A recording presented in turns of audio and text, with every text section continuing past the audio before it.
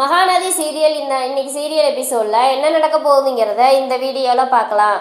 நம்ம விஜய் வந்து காவேரியை கூப்பிட வீட்டுக்கு வராரு. வீட்டுக்கு வந்ததில் சாரதா வந்து உண்மையை பூரா சொல்லிடுறாங்க. இல்லைப்பா, நான் வந்து காவேரியை உன் கூட அனுப்புறது எனக்கு பெருசு இல்லை.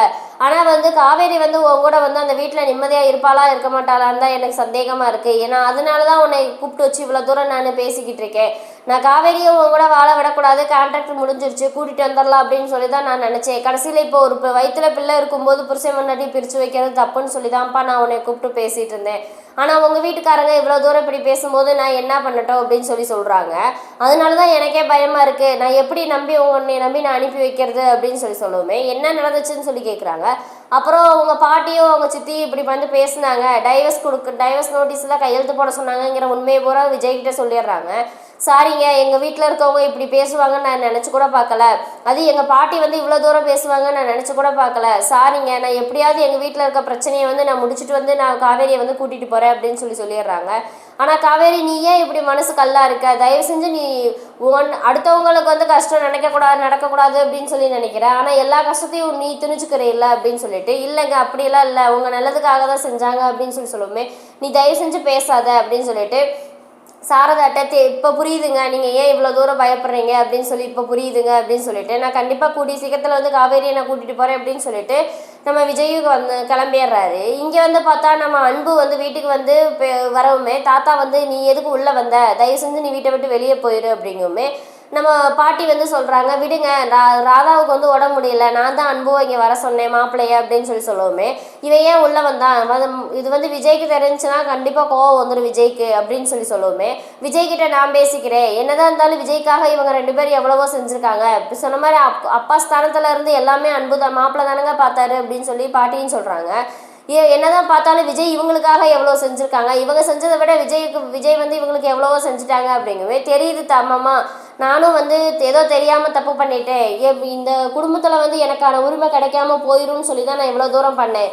அதுக்கு காரணம் ஃபஸ்ட்டு வெண்ணிலாவோட அப்பா வந்து எங்களை இந்த வீட்டை விட்டு விரட்டணும்னு பார்த்தாரு. அதனால தான் நான் வந்து இவ்வளோ தூரம் நான் தப்பு பண்ணதுக்கு தூண்டினதுக்கு காரணமே வெண்ணிலாவோட அப்பா. சரி, அவரை சரி கட்டி அனுப்பலான்னு பார்த்தா கடைசியில் காவேரி வந்து நின்றுட்டா. அதனால தான் எனக்கு தப்பு பண்ணணும்னு தோணுச்சு. இந்த நேரம் காவேரி வந்த நேரம் பார்த்து நம்ம பசுபதியும் என் மண்டையை நல்லா கழுவி என்னை இவ்வளோ தூரம் பண்ணிட்டேன், நானே ஏமாந்து போய் தான் மாமா நிற்கிறேன் அப்படின்னு சொல்லி அன்பு சொல்கிறாரு.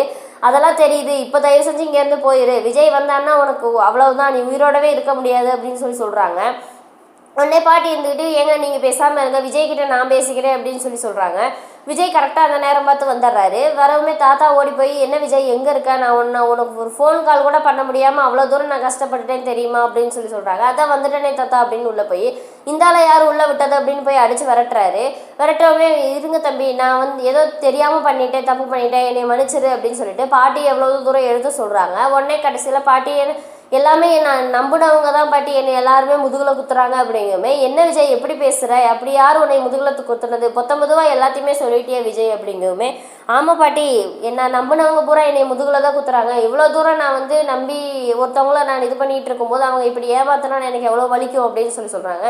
யார் விஜய் உன்னை ஏமாத்தினது அப்படின்னு கேட்கும். என்ன பாட்டி எதுவுமே தெரியாமல் நடிக்கிறீங்க, என்ன கமுகமாக எல்லா வேலையுமே முடிச்சுட்டு இங்கே வந்து இவ்வளோ தூரம் பண்ணிகிட்டு இருக்கீங்க அப்படிங்கும். அப்படி என்ன விஜய் நாங்கள் பண்ணோம் அப்படின்னு கேட்கவுமே, ஒரு காவேரிகிட்ட போய் மிரட்டி அவளை வந்து மென்டல் டார்ச்சர் கொடுத்துருக்கீங்க. அதே மாதிரி டைவர்ஸ் நோட்டீஸில் நான் கையெழுத்து போட்டேன், நீ கையெழுத்து போடுன்னு சொல்லி அவளை ஏன் போய் மிரட்டினீங்கன்னு கேட்குறாங்க. ஒன்று நல்லதுக்கு தானே விஜய் பண்ணேன், நான் உயிரோடு இருக்கும்போதே என் பேரை நல்லபடியாக ஒரு வாழ்க்கை வாழணும்னு பார்க்குறதுக்கு எனக்கு ஆசை இருக்காதா அப்படின்னு கேட்கவும், அது இருக்குது, நான் வந்து காவேரி நீங்கள் ஏற்றுக்க மாட்டீங்கன்னு எனக்கு தெரிஞ்சு போச்சு, இனிமேல் நான் இந்த வீட்டில் இருக்க மாட்டேன், நீங்களே சந்தோஷமாக இருங்க அப்படின்னு சொல்லிட்டு விஜய் வீட்டை விட்டு வெளியே போகலாங்கிற முடிவோடு இருக்கார்.